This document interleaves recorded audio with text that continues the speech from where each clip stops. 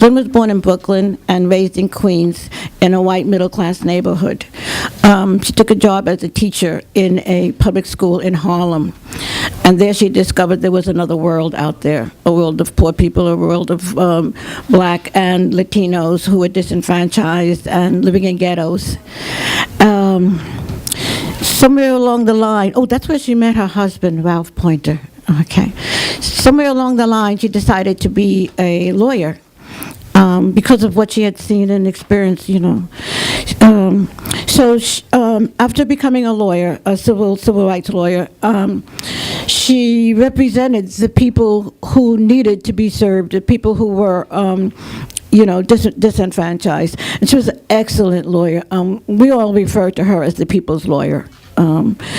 She put people first, and when she became a lawyer, she fought the justice system fervently, on behalf of all of her clients. And some of them she took on pro bono, and she was just a totally dedicated lawyer. Let's see, just read some notes about her. She also was representing political prisoners as well. So I'm just going to speed up a little. One of the people whom Lynne represented was a blind Egyptian sheikh. And the United States government found him guilty of terrorism for the bombing of one of the World Trade buildings, the garage of the World Trade building. So after he was convicted and went to jail, he was found guilty. They also brought up charges on Lynne for representing him and saying that she was a co-conspirator for aiding and abetting a terrorist. So she fought to stay out of prison, and we fought with her. We went to her trials and all that, and we were just out there in the streets demonstrating all the time for Lynne not to go to prison. And finally, at the last trial, she was out on probation. So after being found guilty, she was sent to jail in Lower Manhattan, and we were there too. We were at the prison. We found out which window Lynne could come to and look down on the street. We were under the window, many times yelling up to Lynne and chanting. And she would come to the window and she would wave to us. And we were also at Foley Square, with our signs and our chants and all that. And some of the other women in the prison in jail with Lynne came to the window too, and they waved back at us. And so we were hoping that, the jails in Manhattan are temporary. So she was going to be sent to a prison, and we were hoping that she would be sent to a nearby prison in Connecticut. Instead, they sent her all the way to Texas, right? Which, of course, made visiting very, very hard. Before Lynne went into prison, she had breast cancer, right? And they refused to let her stay out long enough, to continue with her treatments. So going into prison, she had cancer from the breast, and because of the lack of treatment for the breast cancer, and then sporadic and ineffective treatment, the cancer started spreading. All right. Also, the sentencing that they gave Lynne originally was for 28 months, right? And she made an appeal. The U.S. government appealed the appeal and ordered the courts to increase the sentencing from 28 months to 10 years. And but there in prison in Texas, she started advocating for the women prisoners with her, and helping them with their cases and things like that, and giving them support or whatever. And the beginning of 2013, when the cancer got so bad, it continued to spread, she filed for a compassionate release based on her medical condition. And a doctor that was hired in Manhattan was able to go and see her because the prison doctors weren't helping at all. And his assessment was that Lynn had like from 12 months to 18 months to live, right? So Lynn, when she filed for compassionate release, that was like in January 2013. In the meantime, while she was in prison for 4 years. In the meantime, her partner Ralph Pointer, he went to D.C. and he was protesting day and night in D.C. in front of the White House, and just talking to anybody who would listen. He had signs. He was standing out there in the rain. He was standing out there in 100-degree heat and whatever, day and night. And people on the outside were still fighting for Lynn. And not just in this country, but internationally she was known. Okay. So, because it was an international struggle for her. Finally, at the very end, on the very last day of 2013, word came down that she was going to be released. And so, meanwhile, Ralph was on a plane on his way to visit Lynn, which he did regularly. He had landed in Texas, and he was renting a car, and that's when he got a call that Lynn had gotten approval to be released. Okay, so he drives to the prison to make his regular visit, and he sees Lynn sitting outside in a car in the parking lot. Okay, and it was like a shock of his life. He just couldn't believe it. So, because he had already checked into the hotel where he usually stays when he goes and visits her, and then he goes to visit her, knowing just like an hour ago or something like that beforehand that she had gotten approval. He never expected her to be outside the prison already. She was sitting in a car waiting for him in the parking lot. Okay, so it was just wonderful. Meanwhile,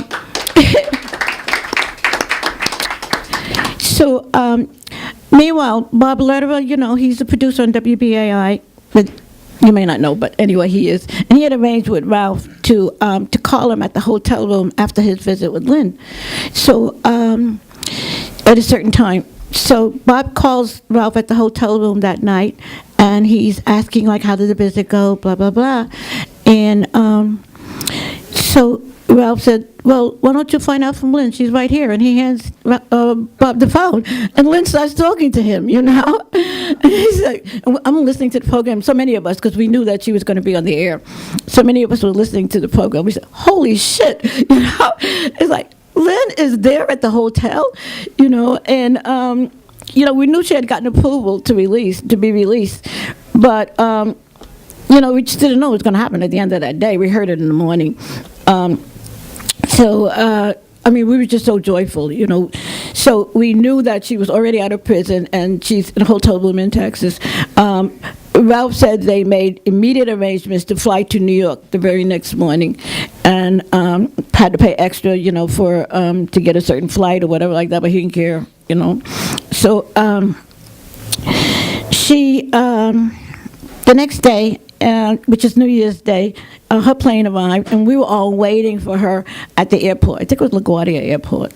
Yeah, we were all waiting for her, and the media was there, and there were like maybe 75 of us there just waiting for Lynn's plane to land, and so we were like taking up a whole lot of space in the airport, and they kept admonishing us, saying, stop blocking the staircase, stop blocking the elevator, your people are in the way and all that stuff. So, we moved aside and whatever.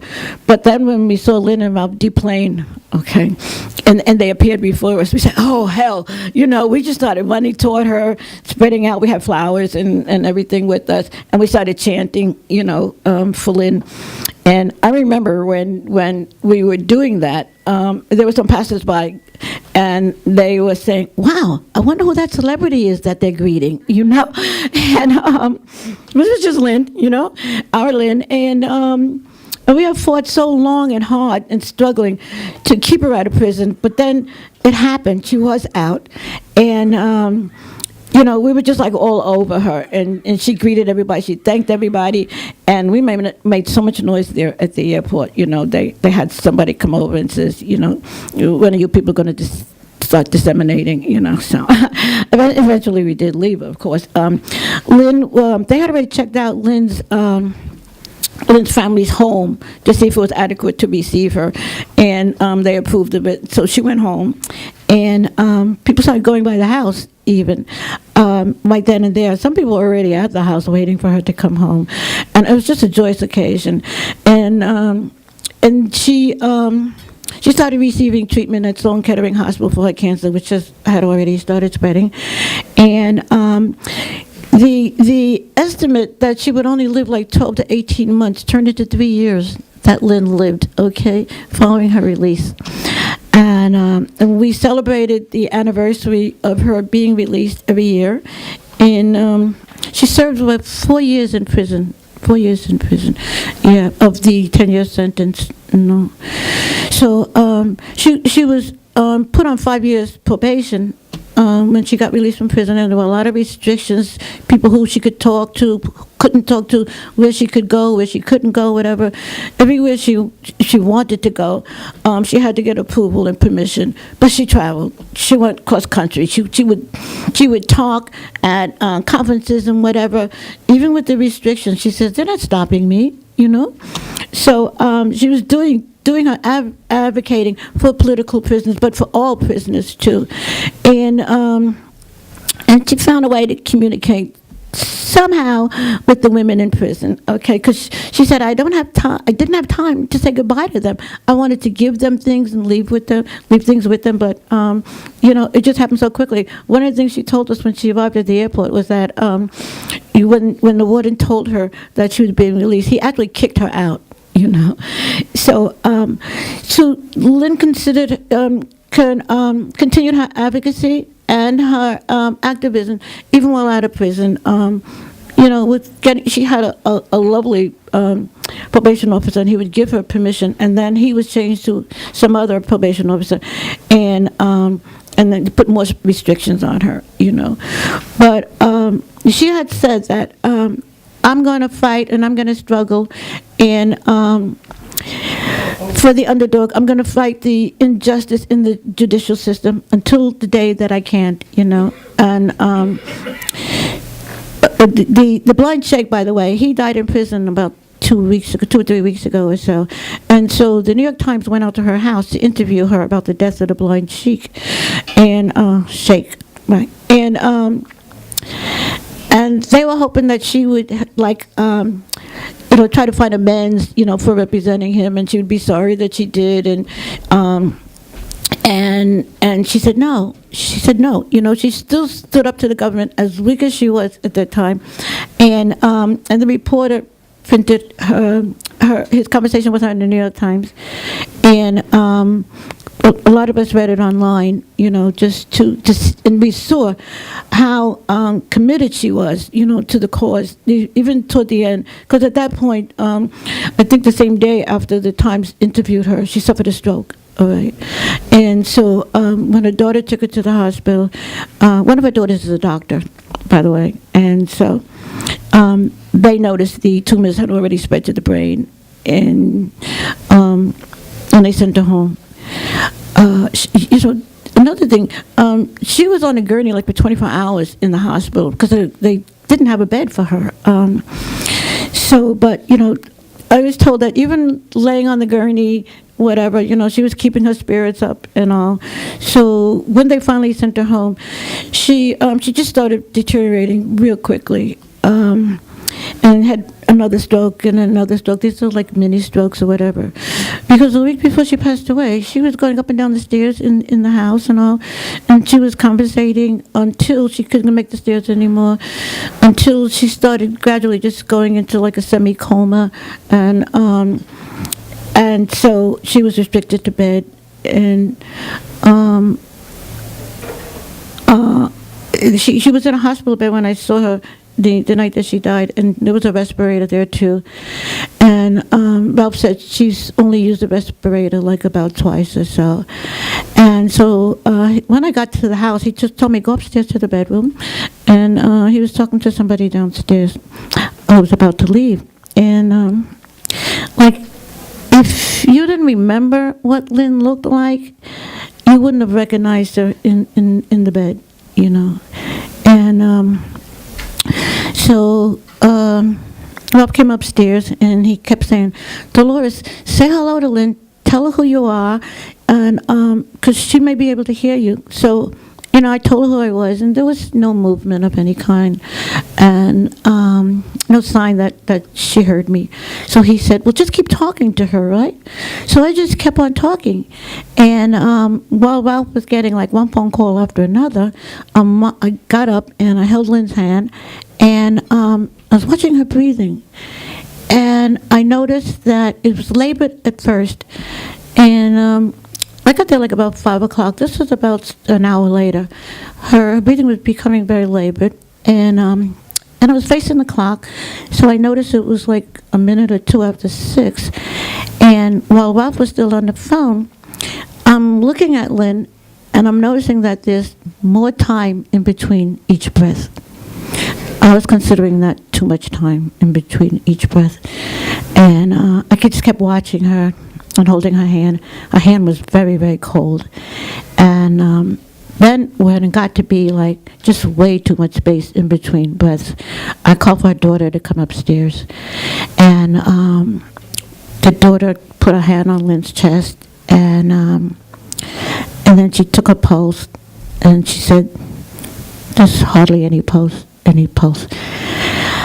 then like seconds later, then took her last breath, So her daughter reached down and gave her a kiss on the forehead, and said "Mom," and started crying. And I left the room so Ralph and her could be together. I went downstairs, and I was down there for maybe about 15 minutes, and Ralph came down. And he said, we all knew this day was coming, and but I'm so happy to have had her all these many years, particularly having her at home for the 3 years that she was out of prison. And anyway, when I got downstairs, when I left the bedroom, I called Betty, their friend, because she had been communicating with me regularly, and I told her that Lynne had just passed. And she said, okay. And then a little while later, she called Ralph upstairs. And she was crying on the phone. She called him upstairs. And then he came down shortly, and that's when he said, how grateful he was for having her in his life so many decades, and particularly during the last 3 years when she was, out of prison. He, I don't know what to say to him, and so, and I asked him, I said, do you have anything to say to folks, Lynne supporters and whatever? And I just wrote down what he said to me. He said, I want all who knew Lynne to put it in their words. There are folks from all over the country, folks in Canada and England and elsewhere. He said, their concrete words will give a total picture of her. And then he repeated how fortunate he was to be able to be by her bedside and be with her all the many years. And he said, and he's so grateful too to be able to participate in the good that she's done on this planet. We have another role model here with us today, another freedom fighter, another courageous woman, another liberator, okay? Another spirit who's so necessary in this world, and she is here with us by the name of Lynne Stewart.